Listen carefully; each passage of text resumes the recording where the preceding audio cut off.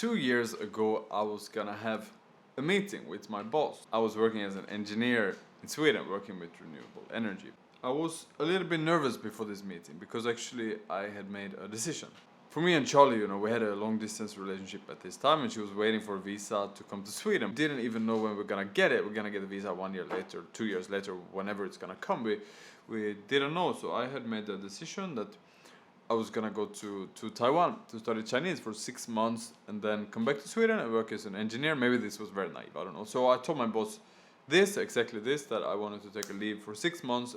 I hope after these 6 months that I can come back to my company and I can work for this company again. But my boss actually told me that if you go to Taiwan to study Chinese, you don't need to care about this job anymore. Like, you don't need to contact us when you are back, Like, if you go, you leave. So I think actually he was kind of trying to call my bluff, because I don't think I had like a nice position in the job, and I liked it there, and I mean it was a good job. It's a stable job as an engineer. I went home and I thought about it, but my conclusion was that my relationship was more important than my job. So I wrote down my notice that I wanted to resign and I wanted to quit this job, and he wasn't really happy with my decision, and me, I was very unsure if this was the right decision. But anyway, I went to Taiwan. Me and Charlie we moved in together, lived together in a small apartment in Jing'an, and I was studying Chinese.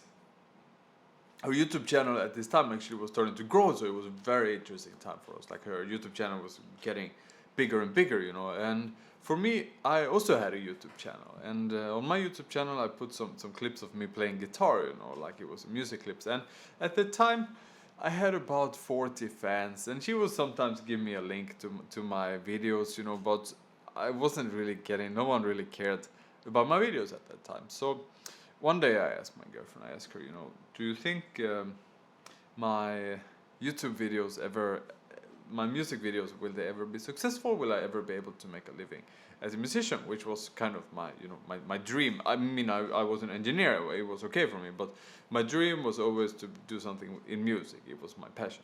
So I asked her, do you think I will become famous? And my girlfriend, she's a very supportive person, and she's also a very, very honest person, and she told me that, no, I'm sorry, I don't think you have any chance. Like, you don't have any talent. Okay, thank you so much, Charlie. So my heart was basically broken at this time. But she also told me that maybe if you try to do something more about, try to be funny or make some videos about your life, maybe people will start to care a little bit more. So I thought about this, and one day when she was I don't remember if it was an event. She was away for some reason anyway, but her camera was still at home. So I decided to make a try.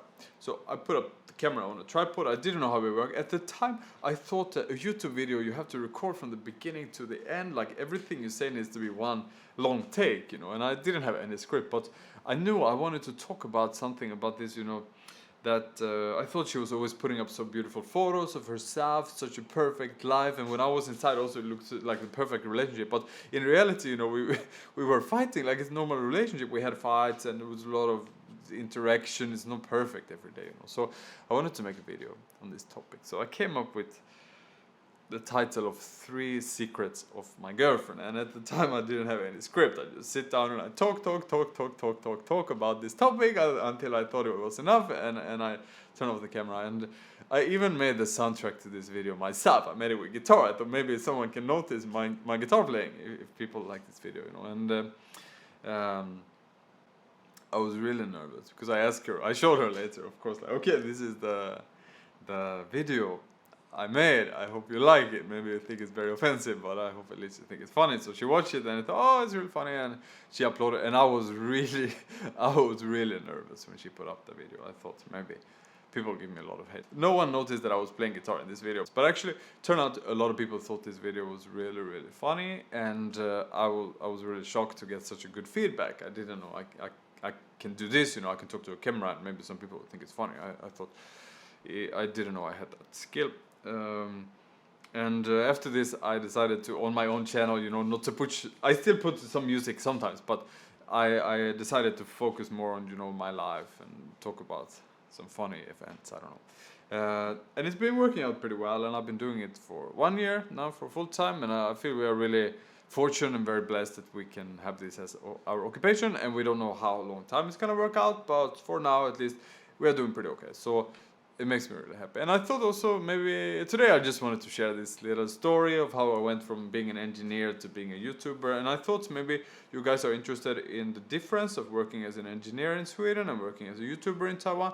And if you have any questions about this, like salary difference, or if I'm more stressed now or more stressed before, or how my quality of life better now or better before, and please make a comment about this, and I will try to make a video on the topic of difference between being a YouTuber and being an engineer. Okay, thank you so much for watching today, and I see you all next time. Bye bye.